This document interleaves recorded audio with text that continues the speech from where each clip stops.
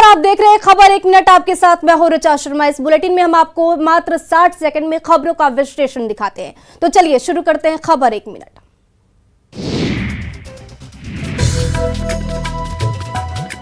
नालंदा के राजगीर में देश का पहला ऐसा जू सफारी बनकर तैयार हो गया है, जहां 5 तरह के वन्य प्राणी दिखेंगे। वन्य जीवों के लिए इस तरह के ठिकाने देश में नहीं के बराबर हैं। राजगीर में स्वर्णगिरी और व्यवहारगिरी पहाड़ियों की तलहटी में जू सफारी का मनोरम और अद्भुत नजारा देखने लायक है। यहाँ खुले में विचरण करते जंगली जानवरों के बीच पर्यटक सुरक्षित तरीके से गाड़ियों से भ्रमण कर सकेंगे। यहाँ घने जंगल के बीच शेर, बाघ, तेंदुआ, भालू और हिरण विचरण करते दिखेंगे। पटना के जू से 35 जानवर राजगीर जू सफारी में मंगाए गए हैं, जबकि बंगाल और गुजरात जू से भी यहाँ शेर और बाघ लाए गए हैं। 191 हेक्टेयर में बने जू सफारी में शेर, बाघ जैसे कई जानवर हैं। पर्यटक मजबूत ग्लास लगे बंद गाड़ियों में सवार होकर इन्हें नजदीक से देखने का आनंद उठा सकेंगे। सुरक्षा का भरपूर ख्याल भी रखा गया है।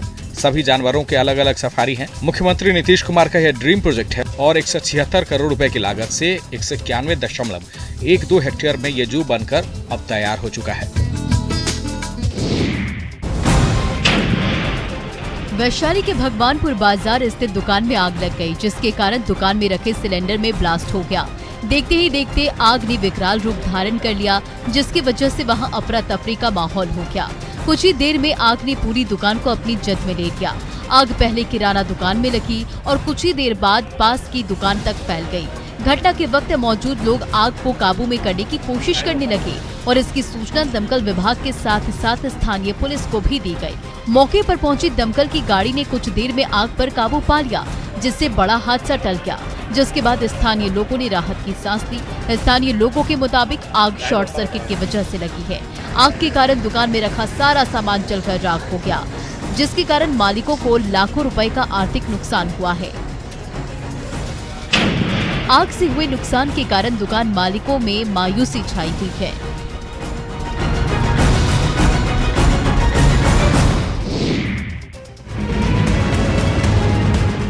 गोपालगंज में बारातियों से भरी स्कॉर्पियो। घटना का वीडियो सोशल मीडिया पर तेजी से वायरल हो रहा है। घटना धरहरा थाना क्षेत्र के धरहरा बाजार की बताई जा रही है। सोशल मीडिया पर वायरल हो रहे वीडियो में कुछ लोग छत से दूसरे घर पर पथराव करते हुए दिखाई दे रहे हैं। लोग केवल पथराव ही नहीं कर रहे, बल्कि दूसरे घर पर हथौड़ा से वार कर तोड़ने की कोशिश भी कर रहे हैं। घटना का मुख्य कारण जमीनी विवाद को बताया जा रहा है। दबंगों के हमले में दूसरे पक्ष की महिला और उसके बच्चे को चोट आई है। दबंगों की तरफ से किए गए हमले की सूचना पीड़ित महिला ने स्थानीय थाने को दी। सूचना मिलने पर पहुंची पुलिस ने मामले को शांत कराया। पुलिस ने महिला की ओर से मिली शिकायत के आधार पर आरोपियों के खिलाफ मामला दर्ज कर लिया है। घटना के बाद से पीड़ित परिवार में दहशत का माहौल है।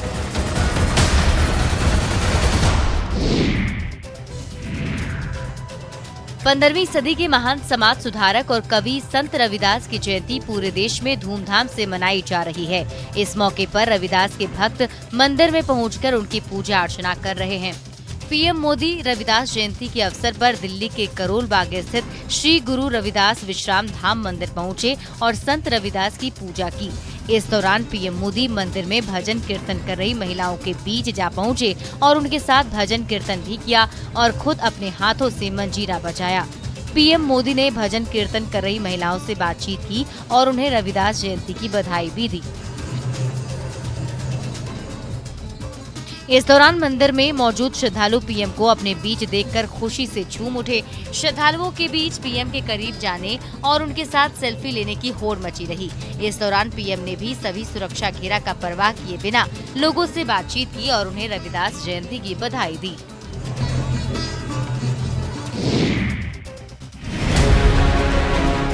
बिहार में पूर्ण शराबबंदी को सफल बनाने के लिए पुलिस की ओर से शराब माफिया पर लगातार शिकंजा कसा जा रहा है।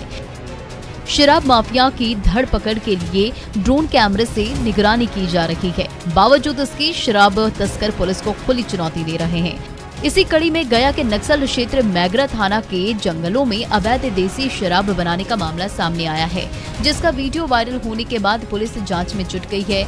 यहां दिन के उजाले में ही शराब निर्माण कर आसपास के गांवों में भेजी जा रही है। भट्टी के पास सैकड़ों लीटर देसी शराब को उजले रंग की प्लास्टिक की पन्नी में पैक कर रखा जाता है, जिसके बाद शराब माफिया इसे आसपास के इलाकों में बेचते हैं। इन इलाकों में छापेमारी करने में उत्पाद विभाग और स्थानीय पुलिस को काफी परेशानी झेलनी पड़ती है और इसी का फायदा उठाकर शराब माफिया यहाँ शराब बनाते हैं और बेचते भी हैं।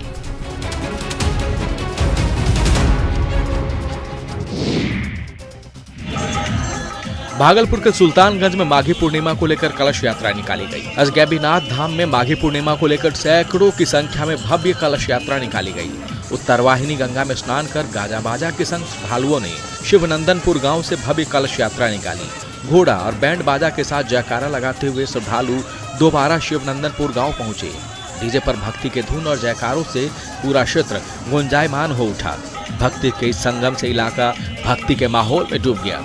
जुलूस के आगे हाथ में कलश लिए श्रद्धालु गीत गुनगुनाते चल रहे थे। युवक बैंड बाजे की धुन पर जयघोष करते हुए आगे बढ़े जा रहे थे। सैकड़ों की संख्या में जयकारा लगाते हुए कलश यात्रा में श्रद्धालु पैदल नंगे पांव चल रहे थे। कलश यात्रा जिस किसी भी गली से होकर गुजर रही थी, लोग उनका स्वागत भी करते दिखे। वैदिक मंत्रोच्चारण के बीच यज्ञ मंडप में कलश की स्थापना की गई।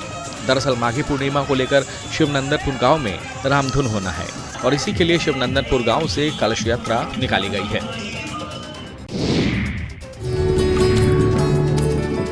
उम्मीदों की किरणों को निहार रहे शख्स को वाटरमैन कह सकते हैं। देवघर के समीर अंसारी। गुलीपाथर के रहने वाले समीर अंसारी पिछले 5 सालों से एक बांध और तालाब की खुदाई अपने हाथों से कर रहे हैं।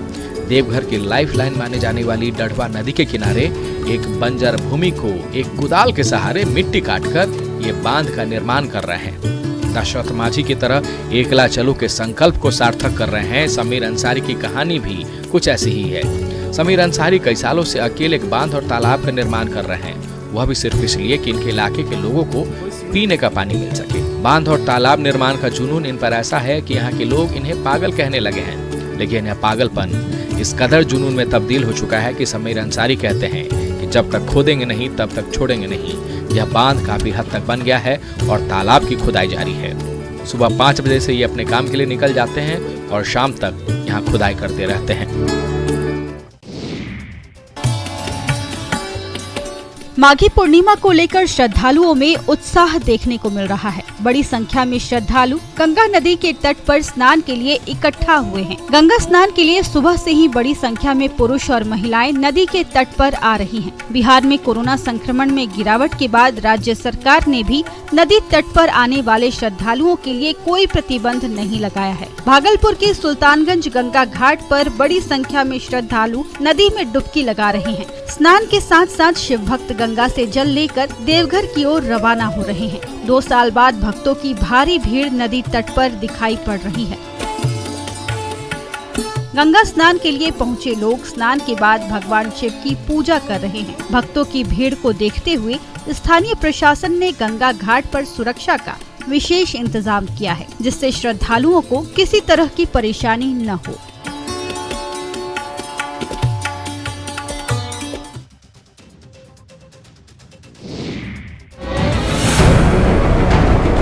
लोहरदगा की पेशवार थाना क्षेत्र स्थित बुलबुल के जंगलों में लगातार 7वें दिन नक्सलियों के खिलाफ सुरक्षा बलों और स्थानीय पुलिस का अभियान जारी है।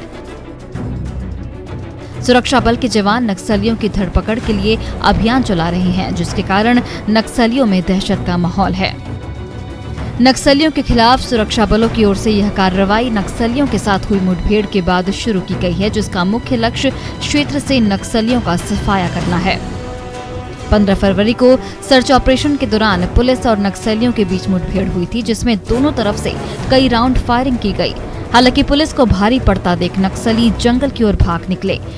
वहीं पुलिस लगातार नक्सलियों के कई ठिकाने और बंकरों को ध्वस्त कर रही है। प्रतिबंधित भाकपा माओवादियों की घेराबंदी से नक्सली जंगलों में दुबके हुए हैं, जिसके कारण उनकी गतिविधियों में कमी दिखाई दे रही है।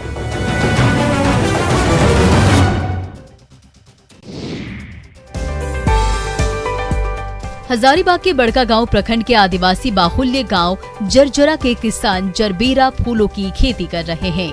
फूलों की खेती से कई आदिवासी परिवार अपनी किस्मत बदल रहे हैं और अच्छी आमदनी कर रहे हैं।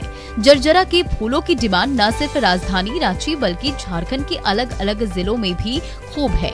फूलों की खेती से किसान सालाना लाखों रुपए की कमाई कर आर्थिक रूप से आत्मनिर्भर बन रहे हैं। फूलों की खेती से किसानों की आर्थिक स्थिति बेहतर तो हो ही रही है, साथ ही साथ अन्य लोगों को रोजगार भी मिल रहा है। इसके कारण उन्हें काम की तलाश में बाहर नहीं जाना पड़ रहा है।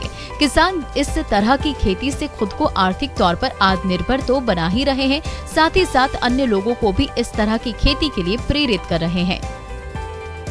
जरबेरा फूल की खेती लगभग 1 साल से कर रहा हूँ। इस खेती को करने से हमको पैसे की दिक्कत नहीं हो रही है, अच्छा खासा पैसा मिल रहा है। खगड़िया में माघी पूर्णिमा के अवसर पर गंगा स्नान के लिए भक्तों की भारी भीड़ उमड़ पड़ी। परबत्ता प्रखंड की अगुबानी घाट पर भारी संख्या में श्रद्धालु गंगा स्नान के लिए जमा हुए। इस दौरान लोगों ने गंगा में स्नान कर पूजा अर्चना की और मेले का आनंद भी उठाया। मेले में पहलवानों ने भी अपना करतब दिखाया। इस दौरान पंजाब से आए पहलवान करनाल सिंह ने गंगा स्नान के लिए आए लोगों को अपनी पहलवानी का जलवा दिखाया, जिसे देखकर लोग हैरानी में पड़ गए। पहलवान लोगों को अपनी ताकत दिखाने के लिए खुद ही जमीन पर लेट गया और ट्रैक्टर चालक को अपने शरीर के ऊपर से ट्रैक्टर चलाने को कहा, जिसके बाद ट्रैक्टर चालक ने पहलवान के शरीर के ऊपर ट्रैक्टर को चढ़ा दिया। पहलवान सिर्फ यही तक नहीं रुका, कुछ देर बाद उसने ट्रैक्टर को पीछे से पकड़ लिया, जिसके कारण ट्रैक्टर वहां से हिल नहीं सका। इस काम को करने में पहलवान को तनिक भी परेशानी नहीं हुई। ये नजारा देख गंगा स्नान के लिए आए लोग हैरान हो गए।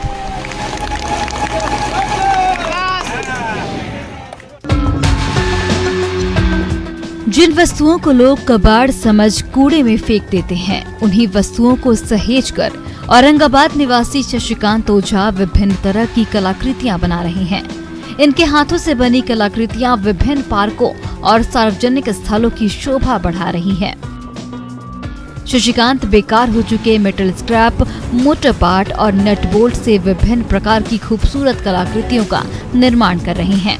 लोग इनके हाथों से तैयार आकृतियों की जमकर तारीफ कर रहे हैं। बेकार वस्तुओं से आकर्षक और सजावटी आकृतियों का निर्माण करने वाले शशिकांत प्रयागराज से इंजीनियरिंग की पढ़ाई कर रोजगार के लिए जमशेदपुर चले गए। वहीं से इन्होंने बेकार हो चुकी वस्तुओं का उपयोग कर विभिन्न तरह की वस्तुओं का निर्माण करना शुरू कर दिया। कुछ ही दिनों में इनका शौक व्यवसाय में बदल गया। उनकी ओर से तैयार की गई आकृतियों की मांग बढ़ने लगी।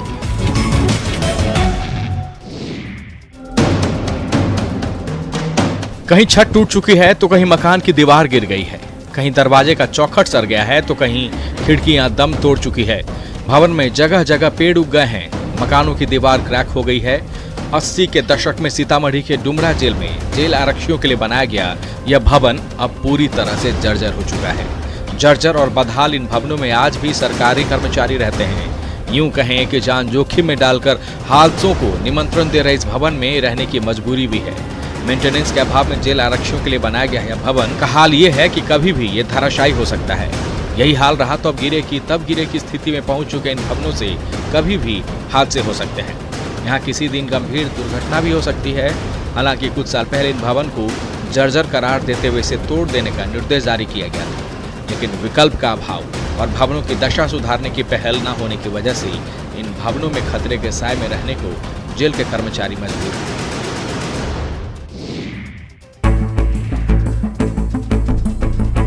प्रकृति की मार का सामना पहले से ही दानापुर मसौढ़ी के किसान कर रहे थे, तो आए दिन इलाके में नीलगाय के आतंक से किसानों को अब जूझना भी पड़ रहा है। मसौढ़ी के हरवंशपुर और उस्मान नगर में झुंडों में आकर नीलगाय खेतों में लगी फसलों को नुकसान पहुंचाते रहते हैं। हाल ये है कि किसानों को अपनी फसल बचाने में मुश्किलें हो रही है। खेतों में एक साथ 40 से 50 नीलगाय झुंड बनाकर आती है। फसल को चरने के अलावा ये नीलगाय फसलों को बर्बाद भी कर देते हैं। इलाके के ज्यादातर गांवों में दर्जनों नीलगाय के झुंड को फसल बर्बाद करते देखा जा सकता है। नीलगाय से खेतों में लगी फसलों को बचाने के लिए किसान कई जुगाड़ भी करते हैं, लेकिन इतने जुगाड़ लगाने के बाद भी किसानों का फसल बच जाए इसकी कोई गारंटी नहीं। रात का अंधेरा हो या फिर दिन का उजाला, इससे इन जंगली जानवरों को कोई फर्क नहीं पड़ रहा है। खाने से ज्यादा इनके पैरों से फसल की बर्बादी हो रही है। ऐसे हाल में इलाके के किसान भगवान भरोसे खेती करने को मजबूर हैं।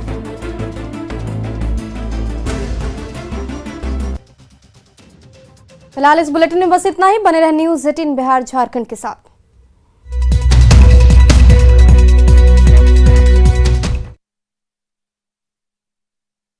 सरायकेला के कांड्रा थाना क्षेत्र में पुलिस ने गुप्त सूचना के आधार पर कार्रवाई करते हुए नक्सलियों की ओर से लगभग 2.5 एकड़ जमीन पर की गई अफीम की खेती को तबाह कर दिया। पुलिस की इस कार्रवाई से नक्सलियों को आर्थिक नुकसान हुआ है। पुलिस को खुफिया सूचना मिली थी कि पहाड़ी और सुदूर इलाकों में स्थित गांव में नक्सलियों ने अफीम की खेती की है, जिसके बाद पुलिस ने एसपी के आदेश पर खेतों में खड़े अफीम की फसल पर धावा बोल दिया और फसल को नष्ट कर दिया। पुलिस स्थानीय लोगों से जमीन मालिकों के संबंध में जानकारी जुटा रही है और लोगों से नक्सलियों के विषय में सूचना देने की अपील कर रही है, जिससे क्षेत्र में नक्सली गतिविधियों पर रोक लगाया जा सके और नक्सलियों की गिरफ्तारी हो सके।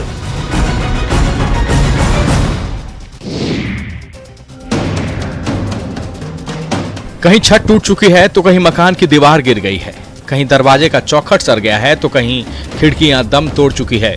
भवन में जगह जगह पेड़ उग गए हैं, मकानों की दीवार क्रैक हो गई है। 80 के दशक में सीतामढ़ी के डुमरा जेल में जेल आरक्षियों के लिए बनाया गया यह भवन अब पूरी तरह से जर्जर हो चुका है। जर्जर और बदहाल इन भवनों में आज भी सरकारी कर्मचारी रहते हैं। यूं कहें कि जान जोखिम में डालकर हादसों को निमंत्रण दे रहे इस भवन में रहने की मजबूरी भी है। मेंटेनेंस के अभाव में जेल आरक्षियों के लिए बनाया गया यह भवन का हाल ये है कि कभी भी ये धराशायी हो सकता है।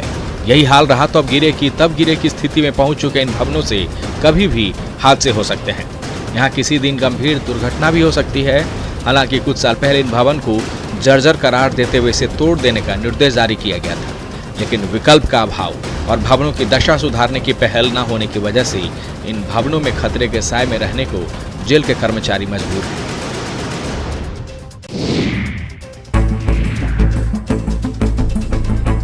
प्रकृति की मार का सामना पहले से ही दानापुर मसौढ़ी के किसान कर रहे थे, तो आए दिन इलाके में नीलगाय के आतंक से किसानों को अब जूझना भी पड़ रहा है।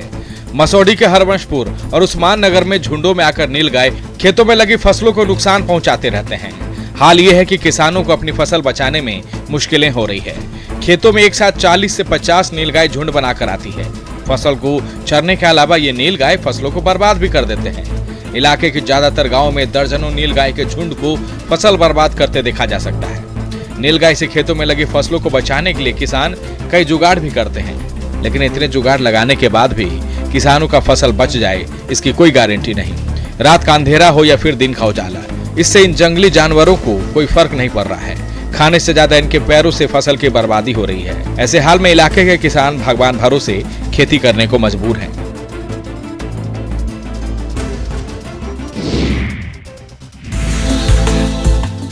बगहा के हरनाटार में एक एग्रो फार्म परिसर में मुर्गी पालन से जुड़े किसानों को प्रशिक्षण दिया गया। हरियाणा से आए पोल्ट्री कंसल्टेंट ने थरवट के मुर्गी पालन से जुड़े किसानों को मुर्गी पालन के गुर सिखाए। दरअसल यहाँ के पोल्ट्री किसानों में जानकारी को लेकर कई दिक्कतें आ रही थी। मुर्गी पालन के दौरान तापमान कितनी रखी जाए, साथ ही मुर्गियों में होने वाले रोग और उनके लक्षण, उपचार और बचाव के लिए जैव सुरक्षा जैसे उपाय को लेकर यहाँ प्रशिक्षण दिया गया। मुर्गी पालन से जुड़े किसानों को मुर्गियों की फीड की भी जानकारी दी गई। किसानों को जानकारी देते हुए कहा गया कि मुर्गियों को फार्म से निकालने के बाद जो बीट का बुरादा बच जाता है उसके ऊपर पहले शेड के अंदर ही 5% फॉर्मोलिन का छिड़काव करें, उसके बाद उसे बोरी में पैक कर कहीं दूर फेंक दें। दरअसल भारत दुनिया का 5वां सबसे बड़ा ब्रायलर उत्पादक देश बन गया है। अन्य देशों की तरह यहाँ भी यह व्यवसाय अब उद्योग का रूप ले चुका है और बगहा जैसे इलाकों में मुर्गी पालन के इस प्रशिक्षण से उम्मीद है कि यहाँ के किसान अब समृद्ध होंगे।